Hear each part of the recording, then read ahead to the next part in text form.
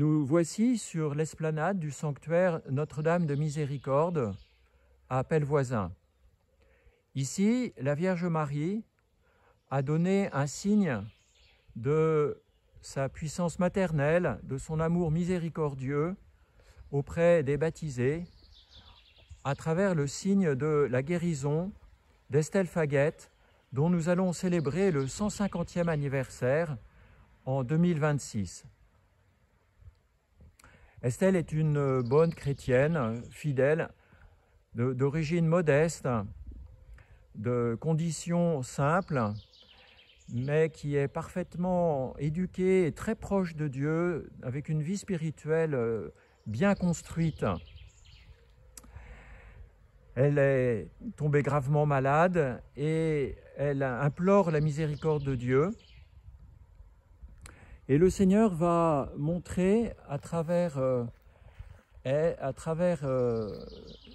ce signe qu'il nous console. C'est le sens de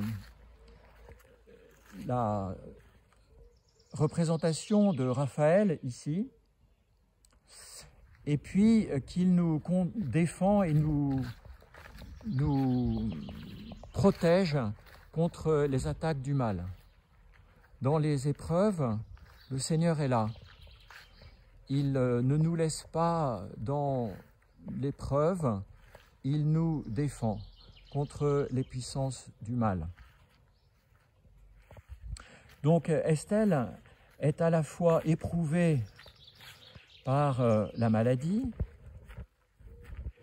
et aussi par son péché, comme nous-mêmes.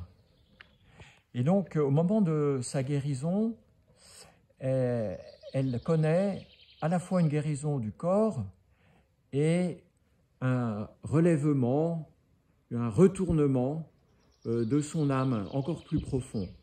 C'est pourquoi elle est représentée sur son lit de souffrance sur lequel elle a pâti pendant plusieurs mois, à la fois en se relevant et en se retournant. Elle se trouve guérie par le mystère pascal.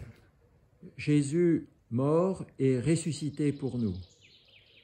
Jésus ressuscité est apparu à Thomas en montrant ses 5 plaies, ses pieds, ses mains et son côté ouvert.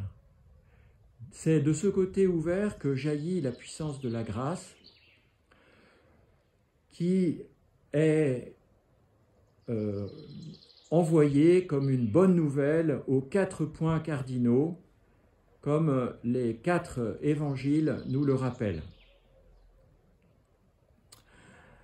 C'est par l'intercession de la Vierge Marie que nous trouvons la guérison. Elle est apparue à Estelle dans un nimbe de lumière, entourée d'une couronne de roses, et de ses mains ont jailli une pluie abondante comme les fruits de l'Esprit Saint. L'Eucharistie a toujours représenté pour Estelle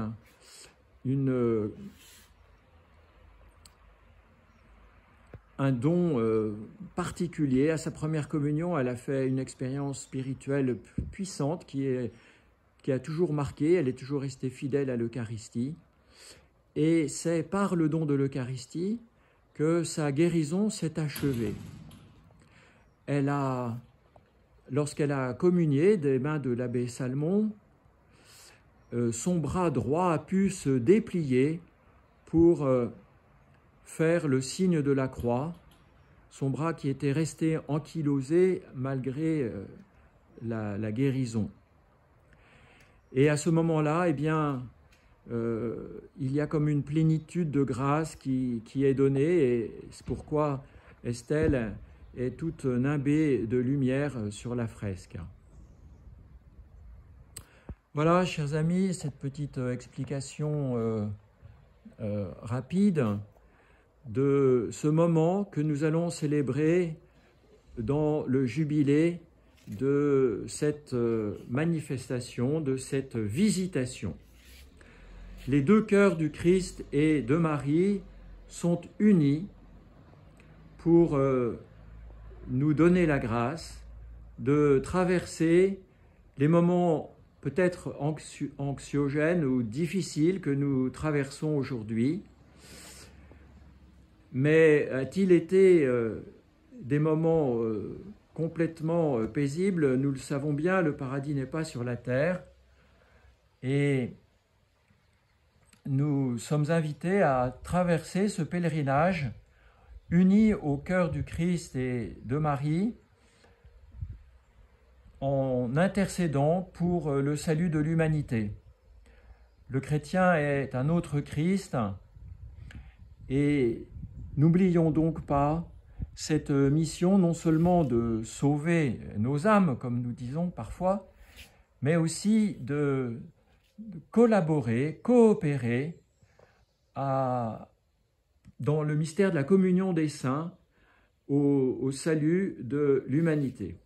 Voilà, Marie disait à Estelle, publie ma gloire. Eh bien, la gloire du cœur de Marie, c'est le cœur de son Fils, le bon pasteur, doux et humble, qui accompagne le pèlerinage de l'humanité sur la terre. Nous vous attendons donc pour ce magnifique jubilé de 2026.